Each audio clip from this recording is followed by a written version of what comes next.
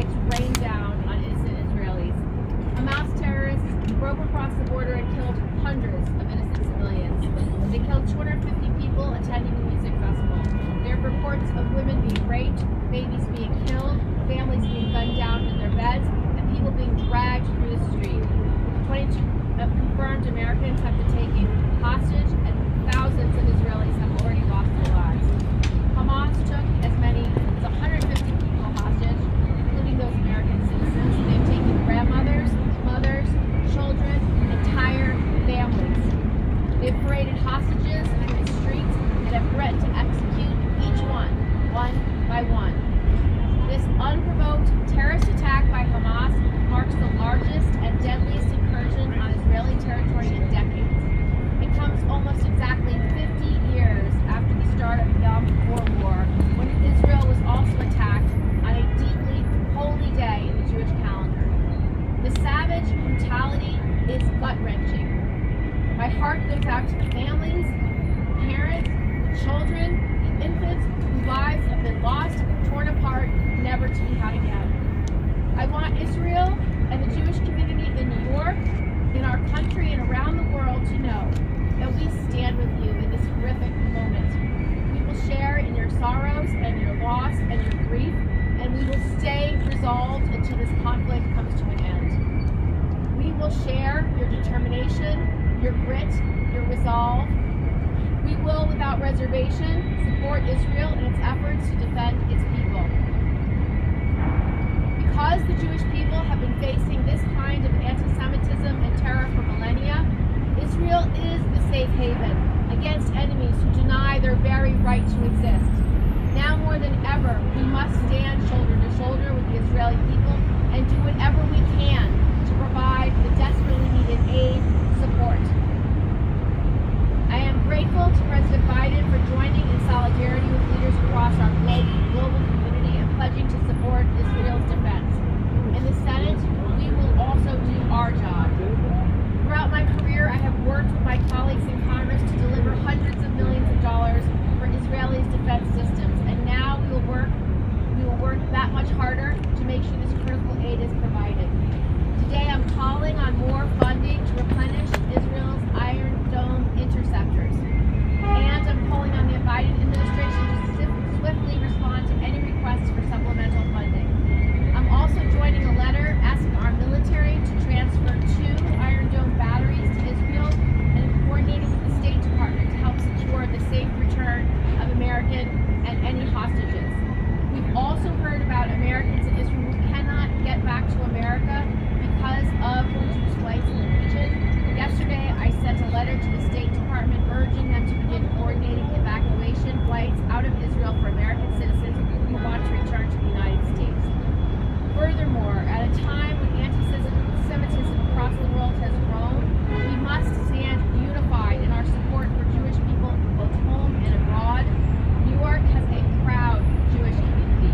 The New York metropolitan area is home to the second largest population of Jewish people in the world. And New York was the first and only U.S. state to welcome Jewish refugees during the Holocaust. Our state has long served as a beacon of hope for Jews seeking refuge from across the world.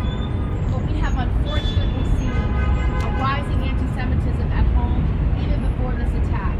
And I worry that this anti-Semitism could grow in the weeks and months ahead.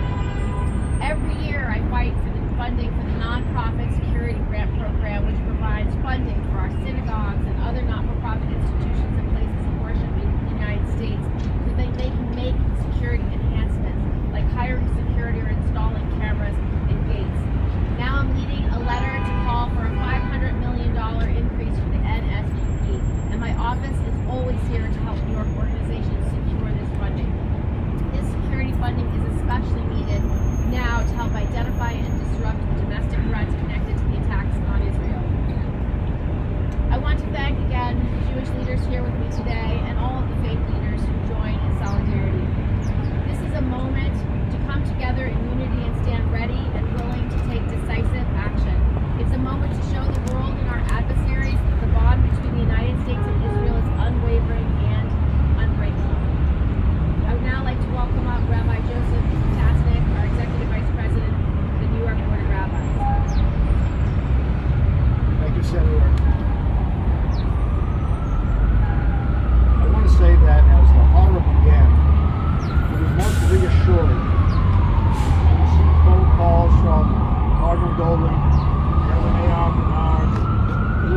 here, Kukai, people of different faiths, who said this is a moment when all of us with conscience have to stand together against this inhumanity.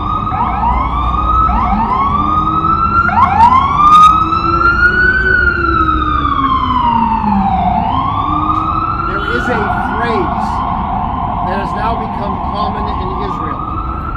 In Hebrew, ein milim. In English, no words. For there are no words. Any way to comfort those whose pain is inconsolable.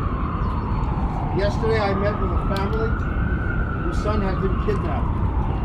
We looked at each other and they said to me, ein milim, there's nothing we can say.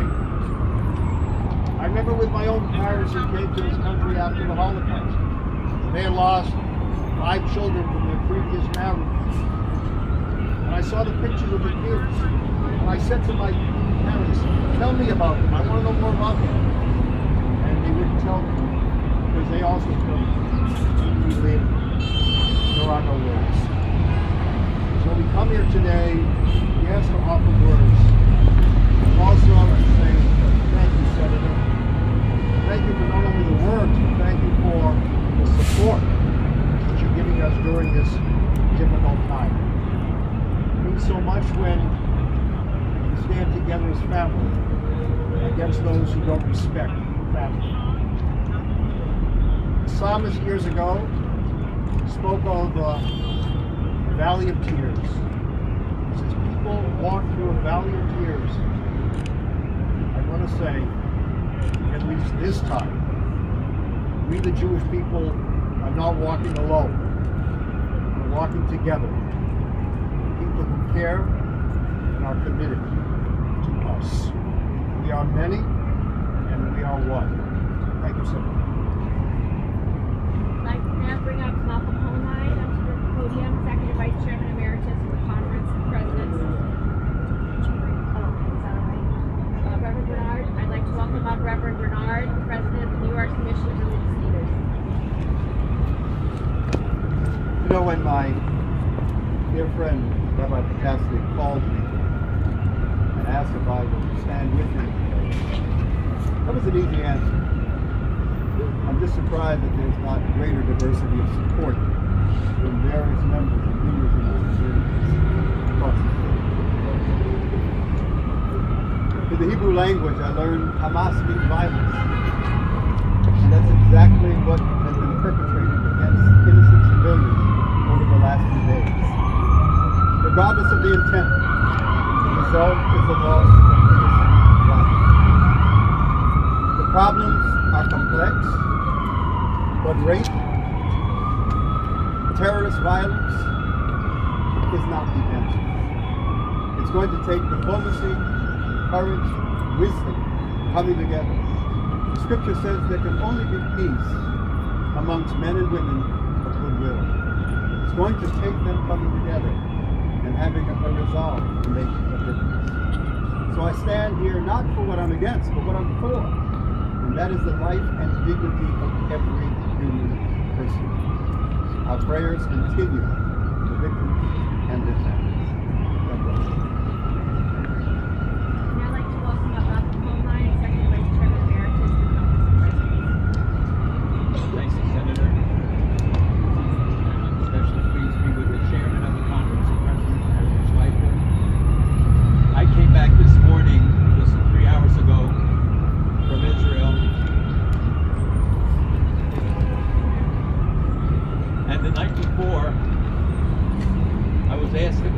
Visit soldiers in Hadassah Hospital. I saw the bravest young people in the world. By the way, Jews and non-Jews, from Texas, Canada, of course from Israel, and 2 from New York. And they only wanted to get better to be able to rejoin their fellow soldiers. Because what they're fighting for is not just for Israel and not just for Jews. It's for America. It's for democracy. It's Western values. This is a war of extinction. Many of you know for years I spoke against comparisons to the Holocaust because it was a unique event. But I will tell you what I saw when I went to the south of Israel from that hospital at the request of some of the soldiers who asked me to go down to be able to tell in America what I saw. The brutality, the inhumanity, the barbarism. Rabbi's right, there are no words. I can't close my eyes without seeing the images of the body bags. 70 in one truck, 50 in another. I was in State Road, which has been a target of all of the rockets over the years, and people ignored it. People didn't want to pay attention. The West keeps saying restraint, hold back, because Jewish victims are tolerated. No more. Not after what happened now. When they came by gliders and by sea and by across the barrier, clearly guided by Iran, for one purpose, and that was to massacre Jews. They went house by house in Be'eri, this idyllic little town of 1,000 people, wiped out completely. The houses were set on fire to force the kids who were being hidden there to jump out the windows, and they shot them. They beheaded young people in the town that they next door, Kfar Aza, which they had just come to while I was in the south. And the first time the soldiers were allowed in there because they had to clear it out because they still find terrorists hiding in these places. They found 200 bodies more, amongst them 40 children, most beheaded. But in all the places, the bodies were desecrated, mutilated. Is there a purpose for that? Does that better the Palestinian people? Does that bring peace? Anybody in the world who says today they stand with Hamas, whether they're at NYU or they're in the Middle East or anywhere in the world, will have to be held to account because they stand against everything America has stood for, that our young people have died for in 2 world wars and throughout the hundreds of years of our existence. This is a war against decency, against life. These young soldiers, their faces ashen because they had to go in. After these bodies were there for 2 or 3 days, the stench of death permeated every inch of the place. And they bring out little body bags. These people whose own children they're protecting at home. Little body bags. What did they do? Were they a threat? Did they pose some sort of a danger? This was a farming village. By the way, many of them left us very pro-peace. And there's nothing left. And we know this will happen village to village, town to town, kibbutz to kibbutz. They went indiscriminately, door to door, shooting. I saw the blood on the doorpost. I saw cars, rows of cars. They came with bikes and motorcycles down the main highway, just shooting into the cars, killing the people. I saw the doors left open and you could see the smudges of blood as they try to escape even then. So understand what this is really about. Senator, your initiatives are so important, but to protect American children in the future, to protect all of our children, our grandchildren. This is a war about the future, not the past. This is a war for life. You know, we are instructed to choose life. Most people don't have that choice. Today, we all have that choice to stand with Israel against the forces of evil, the forces of death, and to say we will stand in solidarity with them throughout the period until they root out this evil. You have to excise all the evil from in your midst, or it consumes you. This is a cancer. And now we see that coming from the north with Hezbollah, another Iranian agent, and the Palestinian Islamic Jihad, and Hamas, and soon the Houthis and the others will join. This is a war about the future of the world. And if we don't take a clear stand, and I appreciate what the administration has done, I appreciate what Republican senators have stood for, and Democratic senators and congresspeople, this is a time when we have to stand together. No more body bags, big or little. It's everybody's responsibility. I'd like to invite up Rabbi Moshe Howard, Executive Vice President of Orthodox. Thank you very much, Senator. The Jewish people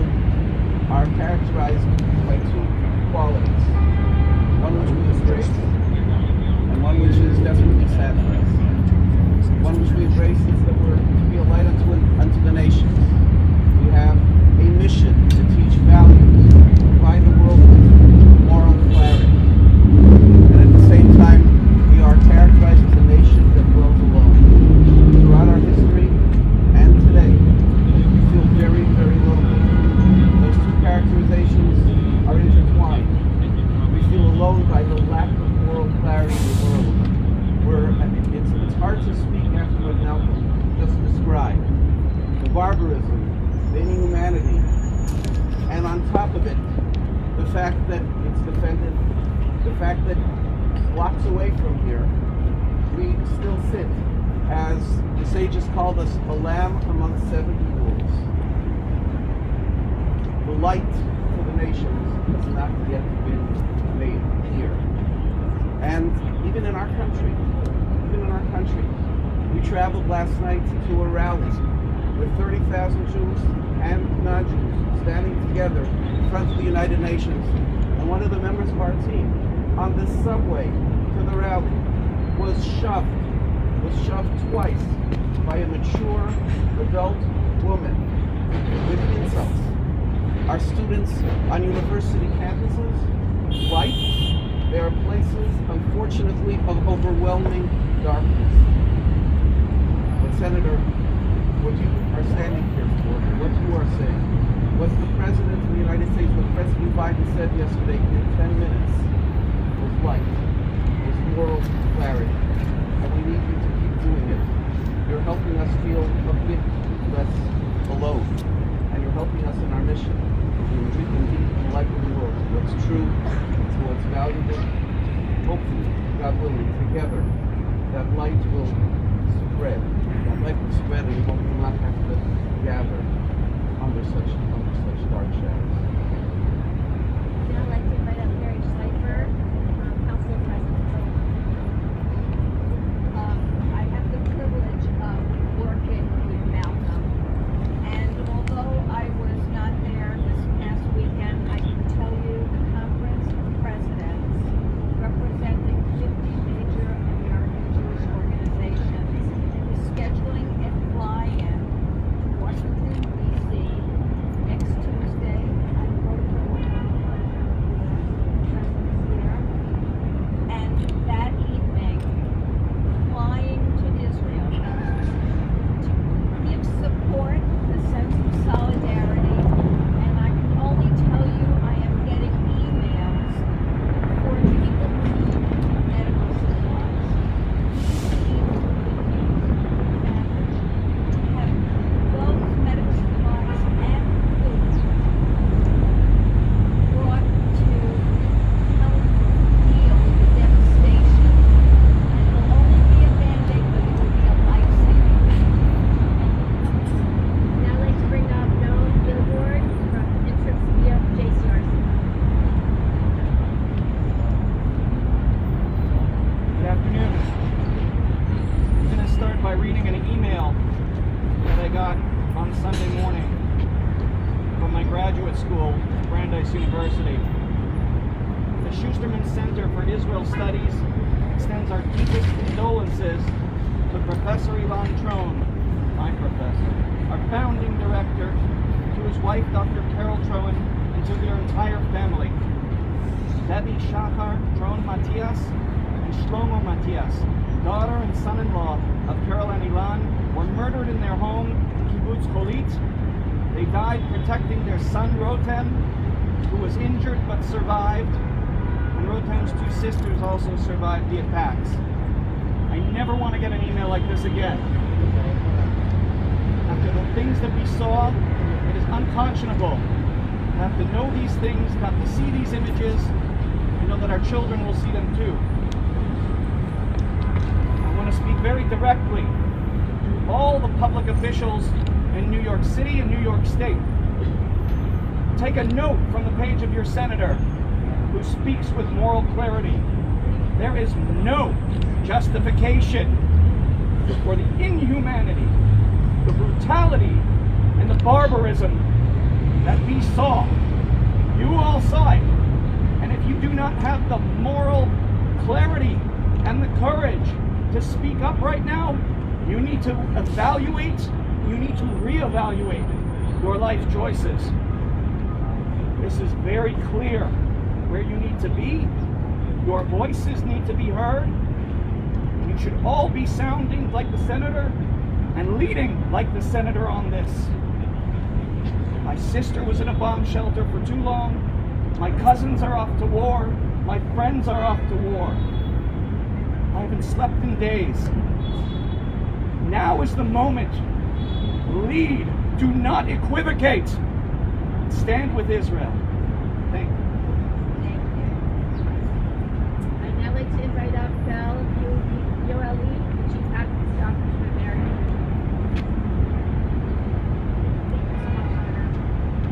I want to start off by saying that as I've worked at AJC, I've had the privilege of working in DC, working with Senator Team, and I've seen firsthand how she's such a stalwart ally of the Jewish people in the state of Israel. And I know that she's doing everything she can right now to make sure Israel gets whatever it needs, as you've heard. And we're so grateful on behalf of the state of Israel and the people. We're also grateful for every single effort it counts. I'm emotional because as I'm standing here, I'm getting texts from my colleagues at AJC in Israel who were called up to reserve duty, as were 300,000 Israelis. And they're live texting from a bunker in the north of Israel because Hezbollah, as mentioned, another Iranian-backed terror group, which is based in Lebanon, seizing territory, holding territory, too much control, has also joined the fray and is now attacking Israel. The Israeli people urgently need our help and our support. This is only going to get worse. And what the senator is doing, and what the president is doing, what Congress is doing, it cannot change. It cannot change when the state of Israel starts to defend itself as any country would.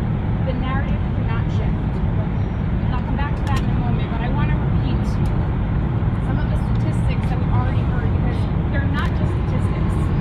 You have to understand that everyone standing here, this is our family. The Jewish people, the state of Israel, we are one family. Our family is being murdered. As of today, there are over 1,200 dead, 40 babies executed. Babies, children, teenagers, elderly, disabled. In their homes, in their beds, on the streets, running for their lives. This number also includes, just as of today, 22 Americans. This is not just about us. 22 Americans. This is Israel's 9/11, and all of us can understand that.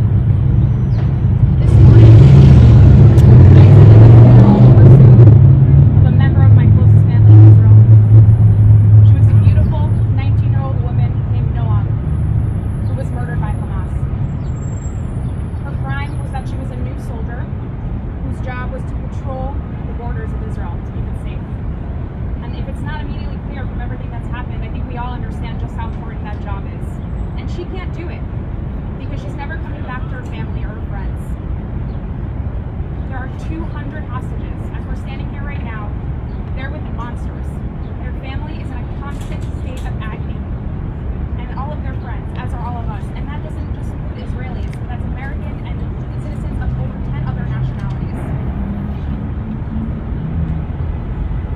2,700 injured. It just gets worse and worse. Right? We could go on forever, but we're not going to. This support is so important, and I want to say at 2 p.m., the entire diplomatic community of New York is gathering with American community to also stand with Israel, because every bit of support helps. The last thing I want to say, and the senator knows this well, we cannot allow for moral equivalence between Israel and genocidal terrorists. We cannot compare. That has to be clear. My colleague said there has to be moral clarity. There is no comparison. And if you are defending the actions of Hamas, you are sympathizing with terrorists. Hamas is holding the Palestinian people hostage. Don't defend their actions. Hold them accountable. Help stand up for Israel. Help bring the hostages home. And more importantly, and most importantly, Israel will not back down. The Jewish people will not stop defending our rights to live in peace, supported by our strongest ally in the United States. Am Yisrael Chai. The Jewish people live on and will live on, and thank you, Senator, for allowing us to do that.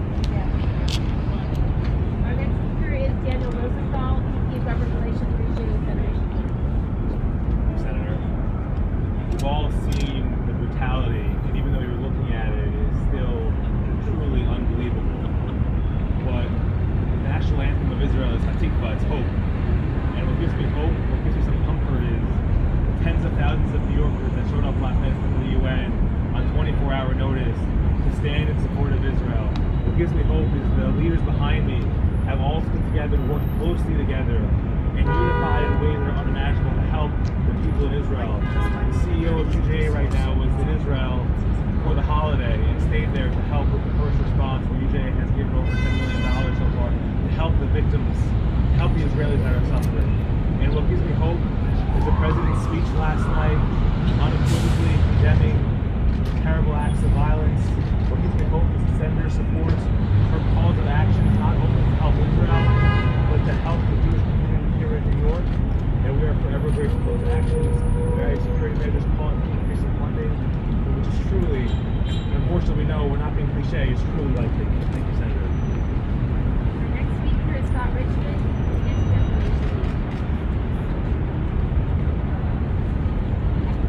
Thank you so much, Senator. So many people ask me, is this the 1930s? Are we returning to a Holocaust? And what I always say to them is no. You know why? Because of people like Senator Gillibrand. In the 1930s, that was government-sponsored anti-Semitism. To have elected officials who stand up with courage and with clear thinking and say, no, this will not stand, it's totally different. So thank you so much, Senator Gillibrand, for all you're doing and for all you propose. On Saturday, as the horrific nature of what was going on in Israel became clear, the women who were raped, the babies who were beheaded, the teens who were slaughtered, as that became clear, I said to myself, as the director of ADL, this time it's going to be different. This time, people are going to mute their response. They're not going to be able to stand up and say, we are going to defend this. As the day went on Saturday, as the terrorists were still engaging in terrorism, I saw that was not going to be the case. By Sunday morning, 39 rallies across the United States have already been set. 39 pro-Hamas rallies by Sunday morning, and many more through the week. ADL Center on Extremism has been monitoring. We broke Shabbat, we broke the holiday to monitor all of the activity, all of the anti-Israel activity, all of the anti-Semitic activity that is going on in this country. And what did we see? By Sunday morning, an avalanche of anti-Semitism, an avalanche of anti-Semitic activity, groups on campuses chanting, "Glory to the resistance." What resistance? These are terrorists, these are extremists. If there were Jewish extremists, I would be calling them out. Why are these people not calling out extremists in their midst? They should not be siding with them. We saw it on social media. And when I talk about anti-Israel, I'm talking about on the left. But on social media, we saw an incredible amount of anti-Semitism on the right. On the right, this is on both sides. A 485% increase, we noted, in anti-Semitism on Telegram channels. This is on the far right. The extremes are united in supporting this, and we in the center need to hold strong. Tomorrow, you may know, there's going to be a day of resistance. And an incredible number of people have signed on to a day of resistance. We need to stand strong against this.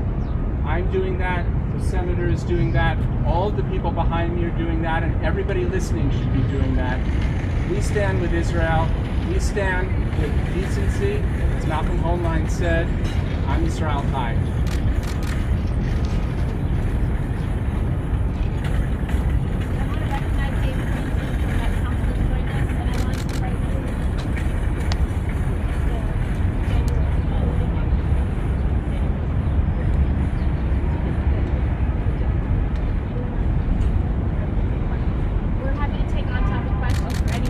Senator, do you know of any New Yorkers who have been killed or are missing at this hour? Yes, someone mentioned the same family, but I think the rabbi did. A New York family's son has been taken as hostage, and we are working with the State Department right now to figure out what is the best way to help to release these hostages, what will the process be for releasing hostages, and I stand ready to advocate on behalf of that family in any way I can. Is there anything to follow up, if I may? Is there anything that the Biden administration is not doing now that they should be doing? I was briefed last night. I was briefed yesterday morning by the DOD, by the State Department, specifically on that question. And so far, all of the things that Israel has asked for, America has been able to give right away. They're most concerned about having the munitions that you need for Iron Dome. Because these attacks have come from so many places, usually you can prevent missiles from striking by placing Iron Dome batteries in the correct places. But because missiles are coming from so many directions, they need probably those 2 additional batteries that we're going to try to send to the U.S. They definitely need more interceptors. And so we had a supply of interceptors in Israel that was supposed to come to the United States before we diverted that supply to go straight to Israel's needs. So whatever they need, we are going to give them. We've also moved a carrier group, foreign carrier group into the region, and we've also augmented our aircraft and our Air Force to be ready to be of assistance. Senator, to expand on NJ's question, we're hearing from a lot of Americans in Israel that the State Department simply saying find what commercial flights you can is not a sufficient answer right now. Does the State Department need to be doing more at this moment? They do, and I've written a letter already yesterday to the State Department asking for aircraft to do emergency evacuations, like we've done in other natural disasters or times of war. And so we are urging the State Department to provide that aircraft now, because the commercial flights would normally be dropping people in Israel and then taking people away, but no one's landed. And so if you have a commercial flight in and out of Israel, it's likely not going to be there. So the only option for a lot of families is to take a regional flight, but the regional flights can often be very expensive. And so if they don't have the resources to do a different kind of flight, they have no options. So we're asking for emergency evacuation. What is the holdup with either a military plane or a series of charters? You see other nations pretty equivalent to the United States, Canada, Mexico, regional partners doing this. What are you hearing is the holdup from the Biden administration? I haven't heard there's a holdup, and I've not been told no. So my expectation is they are prepared to do that now, if it hasn't already started. So the goal is to do it immediately, but I don't know for sure. So I have to get a response, and then I'll know how quickly it's going to happen. And if there's a delay, why there's a delay. But there should not be a delay in this circumstance. Senator, we know that you have 2 missing that are right there in Israel. If they were comfortable right now, if they don't have to go. But if they went to the embassy, they told that they have to make an appointment. Anyway, they can get something out. Yes. So if anyone needs help from the government, they can email my office at casework@gillibrand.senate.gov. We can call the State Department on their behalf. We can find out where the methods for evacuation. We can find out what are safe places to stay, how to get access to the embassy, and how to get a appointment. So casework, CASEWORK@gillibrand.senate.gov. And we'll stand ready. My staff is here. We're doing these emergency evacuations. We did the same work when Afghanistan collapsed. We are positioned to do the same work now. Senator, I have a follow-up on what's related topic. It's kind of an off-topic but related to this crisis. In the wake of the atrocities committed by Hamas, the president of Colombia, Gustavo Petro, a country that's a close ally of the United States in Latin America, he compared the actions of the Israeli military to Nazi Germany. And some of your colleagues in Congress have begun to criticize him sharply for his failure to condemn Hamas and to support Israel. And I wonder if you can share with us your thoughts on these comments by someone who, after all, is the president of an important country and a close ally of the United States. I condemn his remarks in the fullest extent, and clearly he doesn't understand his history. It's an outrage to compare what's happening in Israel right now and to accuse Israeli Defense Forces of committing atrocities that Nazis committed. It's an outrageous comparison, and he should be strongly condemned by all world leaders. Any other questions? Thanks, everybody. Thank you, Senator.